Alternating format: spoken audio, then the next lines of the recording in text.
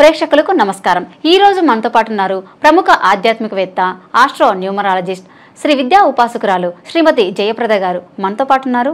Madam గారితో మాట్లాడి మన సందేహాలని తెలుసుకుందాం. నమస్తే అమ్మ. నమస్తే అమ్మ. శ్రీమాత్రే నమః. మేడం గారు, ఇప్పుడు వృశ్చిక రాశి వారి లక్షణాలు ఎలా ఉంటాయి? వారు ఏ రాశి వారిని పెళ్లి చేసుకుంటే మంచిగా ఉంటుంది, ఏ రాశి వారిని పెళ్లి చేసుకోకపోతే బాగుంటుంది అనే విషయాలు మాకు తెలియజేయగలరా? తప్పకుండా అన్న. వృశ్చిక రాశి అనేది ఏంటంటే చాలా మంచి లక్షణాలు ఉన్న రాశి ఇది. కాకపోతే అంటే మనుషులు కొంచెం దూకుడు స్వభావంగా ఉంటారు, చూడడానికి కటువుగా అనిపిస్తుంది కానీ మనసు మెత్తగా ఉండేవాళ్ళు. సో వీళ్ళకి వివాహం చేసుకోవాలన్నా, వీళ్ళతో ఎవరు మ్యాచ్ అవుతారన్నా మనం చూసుకోవాల్సింది ఏంటంటే కంపల్సరీ చూసుకోవాలి. ఎందుకంటే వీళ్ళు కొన్ని విషయాల్లో చాలా డిసిప్లిన్ మనుషులు అనమాట. ఇది ఇలాగే జరగాలి అనేది ఒక రూల్ పాస్ చేసి ఆ ప్రకారం వెళ్ళాలనుకుంటారు. దాన్ని మార్చడానికి ఎవరిని చెప్పినా మార్చడానికి ఇష్టపడరు. వింటారా నేను, కానీ ఇదే ఫాలో అవ్వండి అని చెప్పేస్తారు ఫైనల్గా. ఇంత చెప్పింది పోయిందనే కొంచెం వాల్యూ తగ్గిపోయిందనే ఫీలింగ్ వచ్చేస్తుంది. సో ఎందుకంటే మనం చూసేది ఏంటి ఇక్కడ మనస్తత్వాలు. సో వివాహం అనేది ఏంటి, ఇది రెండు మనసులు కలిసే సంబంధం. సో రెండు మనసులు కలవాలి అంటే ఖచ్చితంగా వాళ్ళని ఆత్మాభిమానం తక్కువైపోయిందని కానీ, లేదా వాళ్ళకి ఈగో పర్సనాలిటీ తగ్గించేసామని కానీ, లేదా ఈగో తెప్పించామని కానీ ఉండకూడదు. కానీ వృశ్చిక రాశి వాళ్ళ లక్షణం ఎలా ఉంటుందంటే, వాళ్ళని అనుకూలంగా చేయకపోతే గట్టిగానే మాట్లాడతారు. ఆ గట్టిగా మాట్లాడేది ఎలా ఉంటుందంటే అది తిట్టినట్టు కొట్టినట్టుగా అనిపిస్తుంది. పైకి వచ్చి మాట్లాడుతున్నారు ఏంటి, కొడతారా ఏంటి అని అన్నట్టు ఫీలింగ్ వస్తుంది. మాట్లాడే సౌండ్లో అరిచట్టు స్వభావం వస్తుంది. ఈ స్వభావాలు తట్టుకోవడానికి కొన్ని రాసులు అయితే అస్సలు మ్యాచ్ అవ్వవు, కొన్ని రాసులు మ్యాచ్ అవుతాయి. సో దీనివల్ల ఏంటి అంటే బేసిక్గా వాళ్ళకి అలా ఉండదు. కాకపోతే వాళ్ళ ఆలోచన విధానం, వాళ్ళు మాట్లాడే విధానం అంత స్పీడ్ వచ్చేస్తాయి, వాయిస్ అంతే. ఓకే, మాటలు అలాగా గాంభీరంగా అనిపిస్తుంది. కానీ వృశ్చిక రాశి అంటేనే కొంచెం వాయిస్ క్లారిటీ ఉంటుంది, గట్టిగా ఉంటుంది, స్ట్రాంగ్ ఉంటుంది. మనం చాలా మంది సినిమాలు చూస్తే విలన్స్ వాయిస్ లా ఉంటుంది, అలా వాయిస్ కూడా ఉంటాయి, కానీ మనసు మాత్రం మంచిగా ఉంటుంది. కొంతమందికి వాయిస్ ఉండదు కానీ ఆలోచన స్ట్రాంగ్గా ఉంటుంది. అది ఇంత పట్టింది పట్టు, తాను పట్టిన కాలికి మూడే కాళ్ళు కుందేలు అని చెప్పి ఉంటుంది కదా, అలాంటి సామెత చెప్పినట్టుగా ఉంటారు వీళ్ళు. ఈ లక్షణాలు ఎక్కువగా ఉంటాయి. సో వీళ్ళకి ఏ రాశి వాళ్ళు ఇచ్చి పెళ్లి చేయాలంటే ఖచ్చితంగా మనం చూసుకోవాల్సింది ఏంటంటే, కొన్ని రాశులు అస్సలు పడవు వీళ్ళకి జనరల్గా. అందుకే చాలామంది వృశ్చిక రాశి వాళ్ళకి వివాహం అయ్యి వైఫ్ పిల్లలు దూరంగా ఉండి సంపాదించుకుని వీళ్ళ డబ్బు అమ్మకి బ్యాంకులో అకౌంట్లో వేసి పంపిస్తుంటారు, చూస్తూ ఉంటారు. కానీ వాళ్ళు ఆ వైఫ్ ఇష్టపడదు ఉండడానికి, ఇతనితో ఉండడానికి ఇష్టపడదు. కానీ వీళ్ళకి మాత్రం వాళ్ళంటే ప్రాణం. ఓకే, అలాగే అమ్మాయిలు తీసుకుంటే వివాహం అబ్బాయి ఇష్టపడకపోయినా ఈ అమ్మాయి మాత్రం అతన్నే భర్తగా భావించి అలా ఉండిపోతుంది. చేసుకోవాలనుకోదు, ఇంకో వివాహం చేసుకోవాలనుకోదు. సో తన ఇష్టం, తను ఇంకో పెళ్లి చేసుకున్నా, తను ఏం చేసుకున్నా ఈ అమ్మాయి మాత్రం చేసుకోవాలనుకోదు. ఇంకా అయిపోయింది, ఒకసారి అయింది కదా, సరే వదిలేయండి అని చెప్పి ఉండిపోతారు. సో ఇలాంటి పర్టికులర్గా ఉండే వాళ్ళకి కరెక్ట్గా చూసి చేయకపోతే జీవితాంతం పెళ్ళైన బ్రహ్మచారులుగా ఉండవలసి వచ్చే అవకాశం ఉంటుందా, అది జరుగుతుంది. అందుకని మనం ఇక్కడ ఖచ్చితంగా చూసుకోవాల్సింది. ఇప్పుడు నేను చెప్పేది ఏంటంటే వృశ్చిక రాశి, వృశ్చిక లగ్నం. వృశ్చిక రాశి, వృశ్చిక లగ్నం ఈ రెండు అంటే జాతకంలో date of birth, time of birth కరెక్ట్గా ఉంటే దీన్ని లగ్నం కింద చూస్తారు. ఈ లగ్నం వాళ్ళు ఏ లగ్నం వాళ్ళని వివాహం చేసుకోవాలి.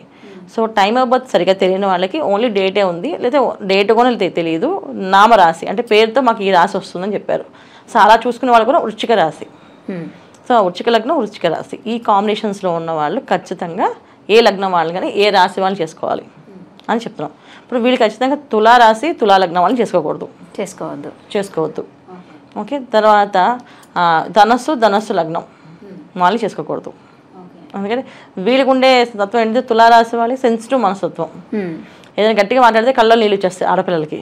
ఒకళ్ళు తులారాశి, వృశ్చిక రాశి అబ్బాయిని, తులారాశి అమ్మాయిని పెళ్లి చేసుకున్నారు, ఆయన మాటలకి భయపడుతుంటుంది, ఎట్లా మాట్లాడాలో ఏంటో అని చెప్పేసి, లేదా అరుస్తుంటుంది ఆయన మీద రివర్స్లో. అంటే భయానికి ఇప్పుడు పిల్లిని గదిలో పెట్టి మనం కొట్టాలనుకున్నాం అనుకో, పిల్లి ఏం చేస్తుంది అంటే భయపెట్టిస్తుంది మనని. అర్థమైందా? పిల్లి బయట పారిపోతుంది, సరే కాదు ఒక గదిలో పెట్టి బంధించి కొడదాం అనుకున్నా అది పుల్లో మారుతున్నప్పుడు, అందుకే తన ప్రాణం తను కాపాడుకోవాలి. సో ఈ లక్షణంలో ఉండే కాంబినేషన్ అంటే తులారాశిలో అమ్మాయిలు కానీ అబ్బాయిలు కానీ ఏంటంటే ఉంటే భయంతో బోళాగా ఉంటారు, లేకపోతే భయంతో ఎక్కువ అరిచేస్తారు. ఓకే, అది అరుపు అంటే వాళ్ళకి ఏదో కొత్తగా కావాలని అరపడం కాదు, భయంతో అరుస్తారు భయానికి, అందుకని నచ్చదు. సో వృశ్చిక రాశి వాళ్ళకి వీళ్ళకి పడదు. అలాగే ధనస్సు వాళ్ళకి పడదు. వాళ్ళ క్యాల్కులేషన్స్, ఈక్వేషన్స్ ప్రతిదీ ఉండాలి, కంపల్సరీగా ఉంటేనే చేసుకోండి పని, ఏ పనైనా. సో వృశ్చిక రాశి వాళ్ళకి మాటల్లో క్యాల్కులేషన్స్ కరెక్ట్గా ఉంటాయి, చేతుల్లో ఉండవు.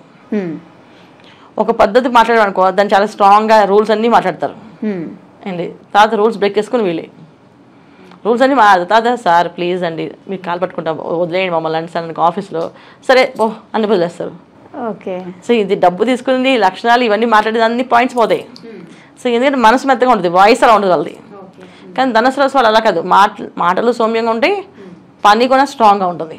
ఇవ్వాల్సిందే నువ్వు ఇచ్చే వెళ్ళు, నువ్వేం చేస్తే నాకు కట్టేసి వెళ్ళు. ఇప్పుడు ఆఫీస్లో డబ్బు పోయింది అనుకో, ఆ డబ్బు కట్టేసి వెళ్ళు అంటారు అంతే, ఇంకేం చెప్పరు వాళ్ళు, అరవరు. కానీ రుచిగా వాళ్ళు అరిచి గోల్ చేస్తారు, తర్వాత కాలు పెట్టుకుని వదిలేస్తారు. ఓకే. అంటే ఇది ఎగ్జాంపుల్ చెప్తున్నా, ఇది భార్య భర్తల మధ్యలో వస్తాను కాదు. కానీ వైఫ్ అండ్ హస్బెండ్ మధ్యలో హస్బెండ్ ఇలా ఉన్నా వైఫ్ అలా ఉన్నా ఇద్దరికి ఇబ్బంది కదా. సో ఈయన గట్టిగా మాట్లాడి సర్దుకుందాం అనుకోవట్లేదు ఇవాళ అమ్మాయిలు. ఒకప్పుడు అయితే ఖచ్చితంగా అనుకునేవాళ్ళు, ఆయన అలాగే మాట్లాడతారులే, నేను చెప్తే వింటారులే, చెప్తాలే వదిలే అని చెప్పి నాకు చెప్పుకోండి. చూడు ఇప్పుడు మీ అమ్మగారిని అనుకో, మీ నాన్న అరిచారు అనుకో, ఇప్పుడు మీ అమ్మగారు ఏమంటారు, నేను చెప్తాలేమో అని చెప్తే వింటారులే మీ నాన్న, నువ్వు వెళ్ళు నేను చెప్తాను చెప్తారు. సో ఆ కాలం కనుక నడిచింది. ఈ కాలం అసలు అర్థం చేసుకోవడానికి అంత టైం లేదు. అప్పుడు ఏంటంటే వాళ్ళ స్వభావాన్ని అర్థం చేసుకోవడానికి అమ్మాయికి అవకాశం ఉండేది. ఇవాళ అమ్మాయి బిజీ, అబ్బాయి బిజీ, వాళ్ళ స్వభావం ఏంటో తెలుసుకోవడానికి అవకాశమే లేదు. ఎవరు మటుకు వాళ్ళు సెల్ ఫోన్లో ఉంటున్నారు. సో తెలియదు. ఖచ్చితంగా ఏం చేస్తారు వాళ్ళు, మాకు నచ్చదు, సో మరీ మాస్లా ఉన్నారు వీళ్ళు, మాకు వద్దు అని చెప్పేసి ధనస్సు వాళ్ళు అనొచ్చు. తులా వాళ్ళు మాకు భయం వేస్తుంది, వీళ్ళతో ఏమో ఎందుకైనా సరే ఏదైనా గొడవల్లాగే ఉంది లైఫ్, వద్దు అని వదిలేసుకుంటారు. ఇది జరుగుతుంది, అది చేసుకోకూడదు. ఎవరు పడతారు ఇంకా అంటే మకర రాశి వాళ్ళు పడరు. ఓకే. ఏంటి ఇటు మళ్ళీ కన్యా రాశి వీళ్ళు సెట్ అవ్వరు. ఓకే. సో కన్యారాశి పడదు, తులారాశి పడదు, ఇటు ధనస్సు మకరం ఈ రెండు పడవు. ఎవరు పడతారు, కుంభరాశి వాళ్ళు. ఓకే. కుంభరాశి వాళ్ళు పడతారు. తర్వాత మీనరాశి వాళ్ళు, మీనలగ్నం వాళ్ళు కాంబినేషన్, వీళ్ళు కూడా కొంచెం అర్థం చేసుకుంటారు. నెక్స్ట్ మేషరాశి. ఓకే. వీళ్ళకి అర్థం అవుతుంది, ఈ కాంబినేషన్స్ అర్థం అవుతాయి. సో ఈ కాంబినేషన్స్ చేసుకోవడం వల్ల ఏంటంటే వీళ్ళు అర్థం చేసుకోవడానికి వాళ్ళు కొంచెం స్పేస్ తీసుకొని అర్థం చేసుకుంటారు.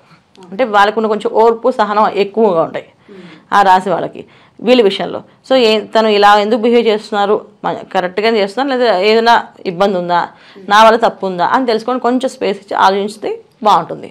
సో ఇలా చేసుకోవడం వల్ల చాలా బాగుంటుంది. ఇప్పుడు మనం చెప్పిన విషయాల్లో ఓన్లీ వివాహానికి సంబంధించి మాత్రమే చెప్తున్నాం. అవును. కొంతమంది పెళ్ళైన వాళ్ళు ఉంటారు కదన్నమాట. ఇప్పుడు ఆల్రెడీ మీరు చెప్పేది ఏంటి, కాబోయే పెళ్ళి ఇట్లా చేసుకుంటే ఇలా చేసుకోని చెప్పి చెప్తున్నారు.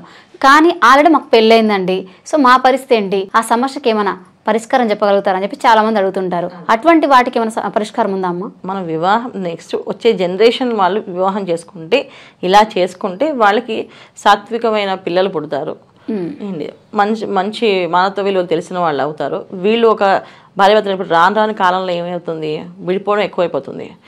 కానీ అలాంటి కాకుండా వివాహానికి ఒక బంధం అనేది ఉంటుంది, దానికి నిలబడి ఉండాలి, కట్టుబడి ఉండాలి, కష్టమో సుఖం భరించాలని చెప్తున్నాం మనం.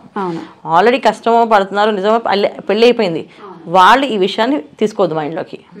మీరు తీసుకోవాలనుకుంటే చేయాల్సిన పరిహారం ఏంటంటే తనకి ఏవేవి నచ్చుతాయి. ఇప్పుడు ఈ లక్షణాలు చెప్పాం కదా, ఈ లక్షణాలు ఒకవేళ ఆయనకు ఉంటే ఏమేమి చేయొచ్చు ఆడవాళ్ళు. ఒకవేళ మగవాళ్ళు ఈ వీడియో చూస్తే మా వైఫ్కి ఈ లక్షణాలు ఉంటాయా, అయితే ఈ లక్షణాల వల్ల ఈ అమ్మాయికి ఏం చేయొచ్చు అని సర్దుకోవడానికి దాన్ని అంటే ఒకవేళ -పాయింట్స్ ఏమైనా మీకు వాళ్ళ దగ్గర ఉంటే ఆ -పాయింట్ +పాయింట్స్ చేయడానికి ప్రయత్నం చేయండి. అంతేగాని ఇది చెప్పారు కనుక మన ఇద్దరు విడిపోదాన్ని ఈ వంకతో మాత్రం విడిపోవద్దు. ఎందుకంటే విడిపోవడానికి చెప్పట్లే మనం, కలిసి కాపురం చేసే వాళ్ళకి మనస్తత్వాలు కలవాలి కనుక ఆ మనస్తత్వాలు ఇలా చేసుకోండి, కనీసం తల్లిదండ్రులు బాధ పెట్టుకుని ఉంటారనేసి. ఇప్పుడు ఒక పెళ్లి చేయాలంటే ఎంత ప్రాబ్లం అమ్మా, అన్ని ఫ్యామిలీస్ వెతకాలి, చూసుకోవాలి, చూడాలి, సంబంధ బాంధవ్యాలు కరెక్ట్గా ఉన్నాయో చూడాలి, ఫ్యామిలీ బాగుందో చూడాలి, అబ్బాయి ఉద్యోగం చేస్తారో లేదో చూడాలి. ఇంత ఆడపిల్ల వాళ్ళకి. మగపిల్ల వాళ్ళకి ఈ అమ్మాయి మమ్మల్ని చూస్తుందో చూడదో, మా అబ్బాయిని బాగా చూసుకుంటుందో చూసుకోదో, ఇంట్లో అసలు వంట చేస్తుందో చేయదో అని వీళ్ళకి డౌట్లు. ఇంత కష్టపడి ఇంత వ్యవహారం అంతా ఏర్పరిచి వివాహం చేస్తే వీళ్ళు ఉట్టినే డైవర్స్ తీసేసుకుంటున్నారు. ఇటు మళ్ళీ రెండో సంబంధం చూడాలి, ఇక్కడ వీళ్ళకి రెండో సంబంధం చూడాలి. ఈ రెండు కుటుంబాలు మళ్ళీ ఇంత కలిసిపోయినంత మళ్ళీ విడిపోతారు. ఈ బాధలన్నీ ఉన్నాయి కనుక పర్టికులర్గా జాతకంలో మనం చూసే ఏవైతే పాయింట్స్ ప్రకారంగా వివాహం చేసుకుని 30 పాయింట్లు కలిస్తే 16 పాయింట్లు కలిసిన పెళ్లి చేసుకుంటాం అనుకుంటున్నామో, ఈ పాయింట్స్ విషయమే కాకుండా ఈ రాస్తత్వాలు అంటే లక్షణాలు, ఒక అబ్బాయి ఇలా ఉంటాడు, ఒక అమ్మాయి ఇలా ఉంటుంది, సో వీళ్ళిద్దరికి వివాహం చేస్తే ఎలా ఉంటారు వీళ్ళు అనేది మనం చెప్తున్నాం. అవేర్నెస్ క్రియేట్ చేయడానికి మాత్రం మనం ఈ వీడియో చేస్తున్నాం. ఇది తెలుసుకొని చేస్తే మంచిది, దానికోసమే చెప్పేది తప్ప చేసుకున్న వాళ్ళు విడగొట్టడానికి కాదు. ఇది చేసుకున్న వాళ్ళు ప్లస్లు మైనస్ ఆలోచించుకొని చేసుకోండి. తర్వాత వీళ్ళు ఎవరైనా చేసేసుకుంటే దైవారాధన ఎప్పుడు కూడా భార్యభర్తల మధ్య సమస్య ఉంటే సుబ్రహ్మణ్య స్వామి ఆరాధన కానీ లక్ష్మీ నరసింహ స్వామి ఆరాధన కానీ చేస్తూ ఉండాలి. చేస్తుంటే ఆ సమస్య తీరిపోతుంది. మంచిగా వృశ్చిక రాశి వారు ఎటువంటి రాశి వారిని చేసుకుంటే బాగుంటుంది లైఫ్ అనేది మంచి మాటల్లో మంచిగా చక్కగా వివరించారు. ధన్యవాదాలు. నమస్తే అమ్మ. శ్రీమాత్రే నమః.